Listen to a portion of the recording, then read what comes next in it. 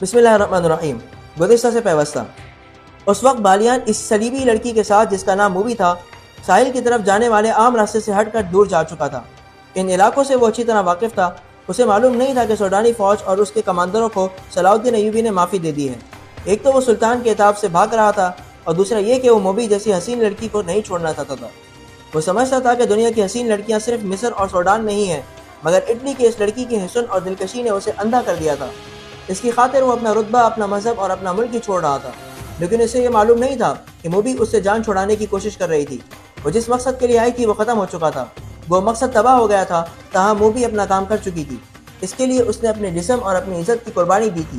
وہ ابھی تک اپنی عمر سے دگنی عمر کے آدمی کی عیاشی کا ذریعہ بنی ہوئی تھی۔ بالیان اس خوش فہمی میں مبتلا تھا کہ موبی اسے بری طرح چاہتی ہے، مگر موبی اس سے نفرت کرتی تھی۔ وہ چونکہ مجبور تھی اس لیے اکیلی بھاگ نہیں سکتی تھی۔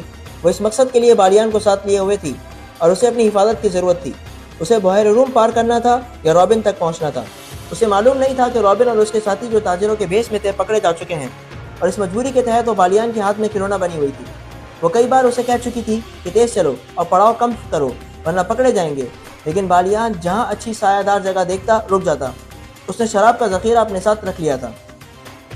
ایک رات موبی نے ایک ترکیب سوچی۔ اس نے بالیان کو اتنی زیادہ پلا دی کہ وہ بے سدھ ہو گیا۔ ان کے ساتھ جو 7 محافظ تھے وہ کچھ پرے سو گئے تھے۔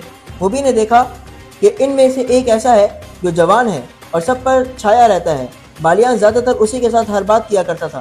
موبی نے اسے جگایا اور تھوڑی دور لے گئی اور اسے کہا، تم اچھی طرح جانتے ہو کہ میں کون ہوں، کہاں سے آئی ہوں اور یہاں کیوں آئی تھی۔ میں تم لوگوں کے لیے مدد لائی تھی تاکہ تم صلاح الدین ایوبی جیسے غیر ملکیوں سے آزاد ہو سکو، مگر تمہارا یہ کمانڈر بالیان اس قدر عیاش آدمی ہے کہ اسے شراب پی کر بدمست ہو کر میرے جسم کے ساتھ کھیلنا شروع کر دیا۔ بجائے اس کے کہ وہ عقلمندی سے بغاوت کا منصوبہ بناتا اور فتح حاصل کرتا، اس نے مجھے اپنے حرم کی لونڈی بنا لیا اور اندھا دھند فوج کو 2 حصوں میں تقسیم کر کے ایسی لاپرواہی سے حملہ کروایا کہ ایک ہی رات میں تمہاری اتنی بڑی فوج ختم ہو گئی۔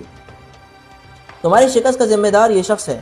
اب یہ میرے ساتھ صرف عیاشی کے لیے جا رہا ہے اور مجھے کہتا ہے کہ میں اسے سمندر پار لے جاؤں، اسے اپنی فوج میں رتبہ دلاؤں اور اس کے ساتھ شادی کر لوں، مگر مجھے اس شخص سے نفرت ہے۔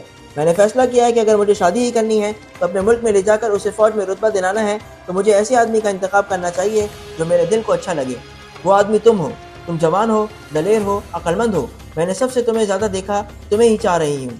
مجھے اس بوڑھے سے بچاؤ، میں تمہاری ہوں۔ سمندر پار چلو، فوج کا رتبہ اور مال و دولت تمہارے قدموں میں ہوگا، مگر اس آدمی کو یہیں ختم کر دو۔ وہ سیا ہوا ہے، اسے قتل کر دو اور آؤ نکل چلیں۔